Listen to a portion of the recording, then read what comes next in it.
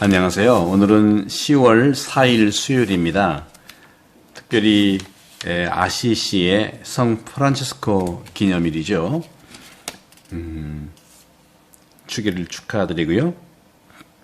겸손한 삶을 사신 살아있는 예수님의 삶을 그대로 사신 성인이시죠. 특별히 우리 교황님을 위해서 함께 기도하십시다.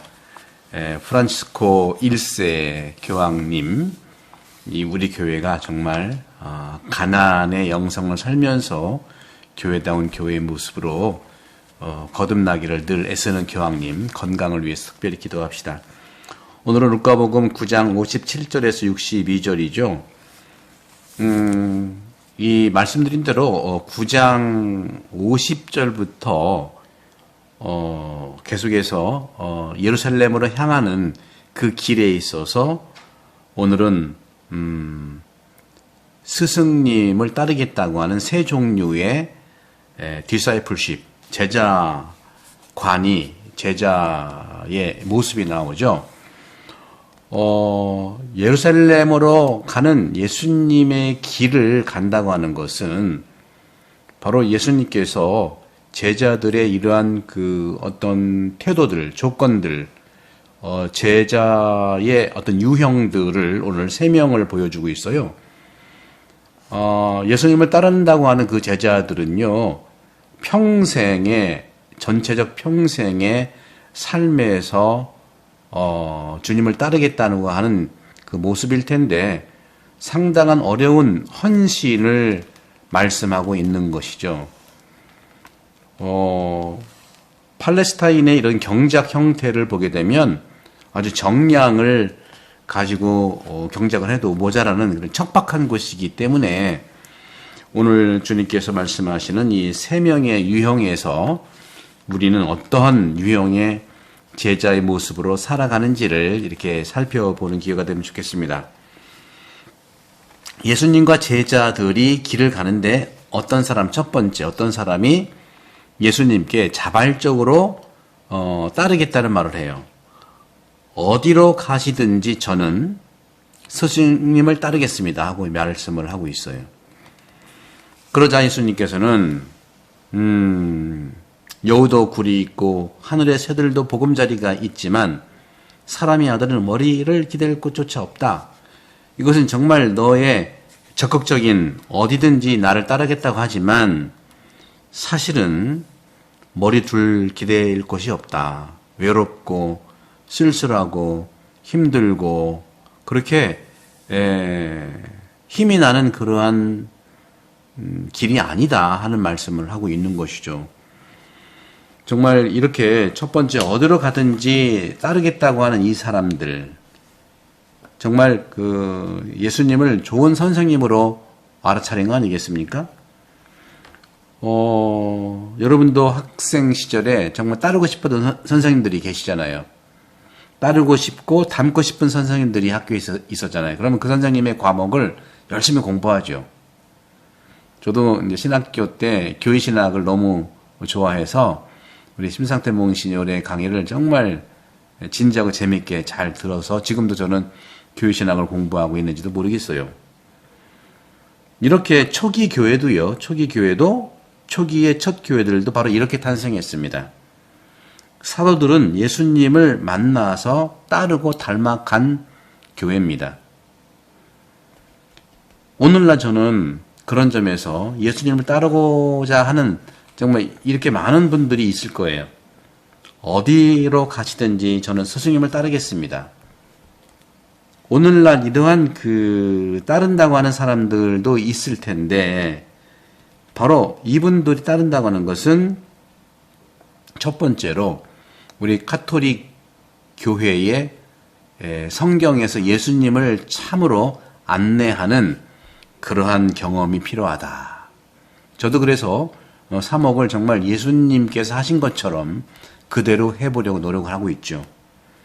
교리를 하더라도요, 추상적인 교리 하지 않는 것이 주님을 따르는 것이죠. 예수님은 교리를 가르친 게 아니기 때문에. 하지만 교리는 예수님을 만나는 데 상당히 중요합니다.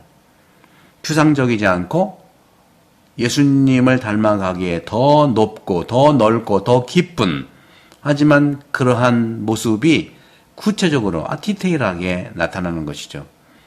오늘 프란치스코 성인의 기념일인데 프란치스코 성인께서도요, 누릴 건 거의 누려봤기 때문에 과감히 아버지의 집을 나올 수 있었고 옷을 벗어서 아버지께 던질 수가 있어요.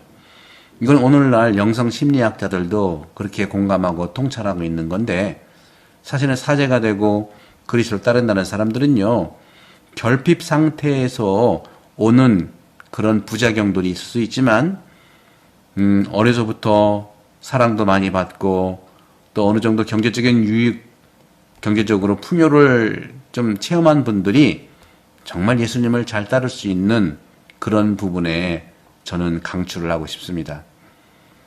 보다도 많은 우리 교회 성인들이요, 정말 부유했다가 최고 가난한 삶을 선택하는 성인들, 특히 프란치스코라든가 또 안토니오 성인이라든가 또 우리 내포교회의 유근명 양반이라든가 이런 사람들은 어떤 결핍이 없기 때문에 정말 그렇게 주님을 따를 수 있다고 저는 믿습니다. 하지만 세례를 받아 그리스도 주님의 가족이 된다는 것은 내가 생각하고 행동하는 방법 안에서 예수님의 인격을, 예수님의 말씀과 예수님의 태도와 예수님의 생각과 예수님의 행동과 예수님의 이런 그 마음을 구체적으로 적용하는 것이 중요하다. 이미지화하는 것이 굉장히 중요합니다. 이론이 아니라 이미지화하는 게 중요하죠. 믿음을 살아 전달한다는 것도요, 윤리적 반성보다는요, 우리는 맨날 성찰하자고 하잖아요. 회개하라고 하잖아요.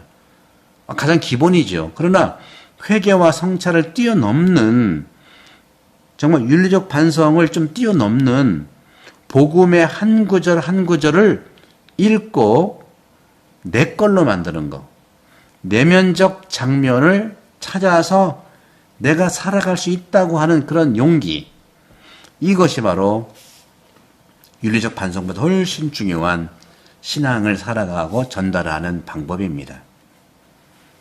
오늘 주님께서 말씀하세요. 오늘 예수님께서는 다른 사람들에게 나를 따르라 하고 얘기해요. 첫 번째는 자발적이지만 두 번째는 수동적인 사람이죠. 나를 따르라 하자 그는 주님 먼저 집에 가서 아버지의 장사를 지내게 허락해 주세요. 집안일에 대해 신경 쓰는 거예요.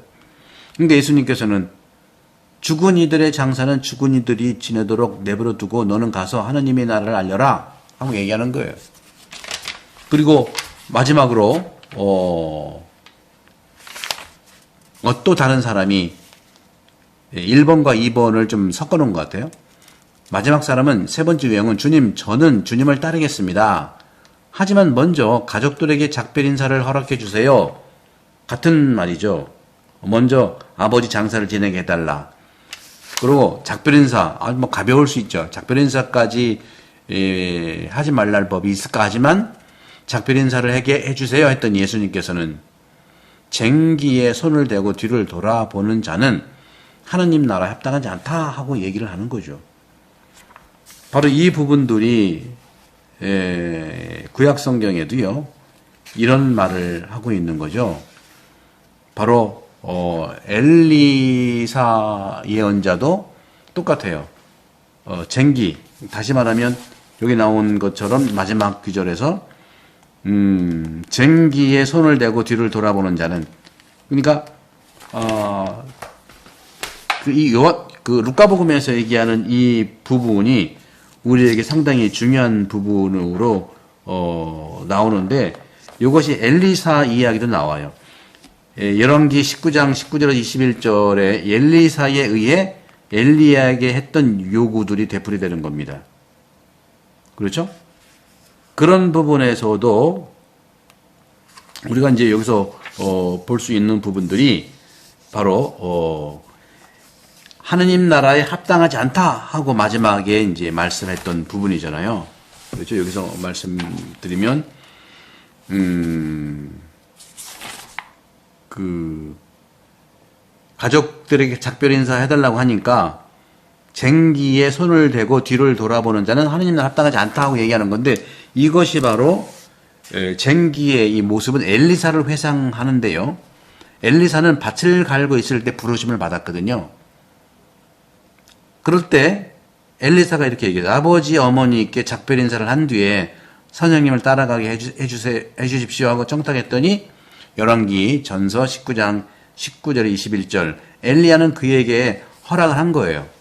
엘리야는 엘리사에게 그런 허락을 했어요. 인사하고 가라. 예수님은 조금 더 엄격한 부분들이 오늘 있는 거죠. 합당하지 않다고 얘기를 하는 것이죠. 따라서 예수님, 주군이들의 장사는 주군이에게 내버려두라고 하는 것, 예수님이 요청하시는 것은 당신과 함께 살아가는 신선함에 대해서 믿어라 하는 거죠. 다시 말하면 주님에게 집중하기 위해서 유익하지 못한 걱정들을 잊어버려라 하고 요청하는 걸 얘기합니다. 또 쟁기에 손을 대고 자꾸 뒤를 보는 자는 하느님 나라 합당하지 않다고 말하는 이 말도 바로 현명한 사람은 자기가 틀린 것을 알았을 때 자신의 의견과 감정을 바꾸는 유연성을 가진 자이지만 자꾸 그러지 말라는 거죠.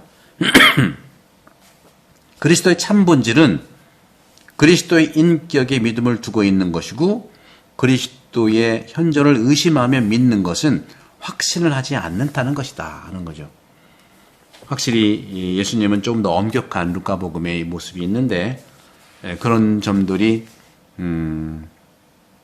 예수님을 따르는 데 있어서 세 가지 유형 중에서 나는 어떤 유형인가 살펴보면서 어떤 유형이든지 주님께 의탁만 하면 가능하다는 말씀을 오늘 주님께서 하십니다. 성부와 성자와 성령께서는 여러분 모두를 강복합니다. 감사합니다.